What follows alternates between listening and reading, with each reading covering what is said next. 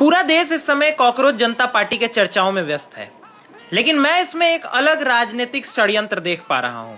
ये वीडियो आप शेयर करिए और अपने तमाम परिचितों को भेजिए।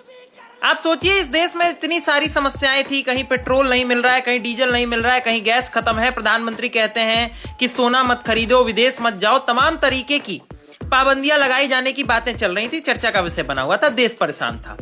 एक झटके में एक पार्टी बनने की बात होती है, सोशल मीडिया पर एक पेज बनता है, पूरे देश में वो ट्रेंडिंग पे चला जाता है, भारतीय जनता पार्टी से भी ज्यादा उसके फॉलोअर्स हो जाते हैं 5 दिनों के भीतर, और लोग भूल जाते हैं कि ये देश समस्याओं से गुजर रहा था। लोग भूल जाते हैं कि उत्तर प्रदेश में एक तूफान आया जिसमें 50 लोगों की मौत हुई, उसकी जानकारी हमें इस देश की मीडिया ने नहीं दी थी, रसिया के राष्ट्रपति ने अपने ट्वीट से दी थी। लोग भूल गए कि इस देश में यूजीसी जैसा विषय चल रहा था, SC/ST एक्ट की समस्याएं थी, 100% रिजर्वेशन की समस्याएं थी, बेरोजगारी की समस्याएं थी, BPSC TRE 4 के छात्रों के ऊपर लाठीचार्ज किया जा रहा था, यूपी में शिक्षक भर्ती हो नहीं पा रही थी। लोग भूलते चले गए। और आप देखिए प्रोपेगेंडा किस तरीके से किया जाता है। उस अकाउंट को भी उड़ाया गया, ये दिखाने का प्रयास किया गया कि देखिए कोई सत्ता के विरोध में बोलता है तो कैसे उसके अकाउंट्स को उड़ा दिया जाता है। उसके बाद क्या हुई, एक एक चीज जब आप देखिएगा तो आपको साफ समझ में आएगा कि इतना प्लान्ड तरीके से कोई चीज कैसे हो सकती है। मैं जो कहने का प्रयास कर रहा हूं, अगर स्पष्ट शब्दों में कहा जाए तो कॉकरोच जनता पार्टी भारतीय जनता पार्टी का अपने आप में एक प्रोपेगेंडा था, खुद का निगेटिव PR कराने का।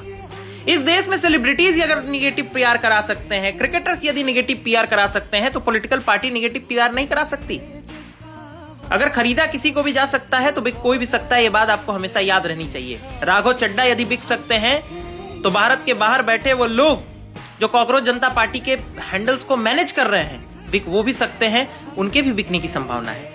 और मेरा ये व्यक्तिगत मत है कि ये होने की संभावना ज्यादा है, क्योंकि आप देखिए सीधे तौर पे एक पॉलिटिकल पार्टी बनने का दावा करने वाला एक सोशल मीडिया पेज आके दावा करता है कि बीजेपी को अनफॉलो करना शुरू कर दो, और बीजेपी शांत रहती है। किसी प्रकार का कोई विरोध नहीं, किसी प्रकार का कोई घेराव नहीं, किसी प्रकार का सड़क पे कोई प्रदर्शन नहीं।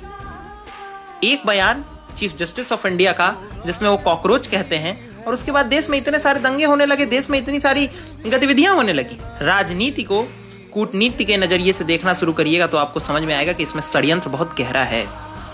षड्यंत्र इस बात का भी है कि बीजेपी इस बात के थर्मामीटर को चेक करे कि भारत का जनजी कितना जाग चुका है।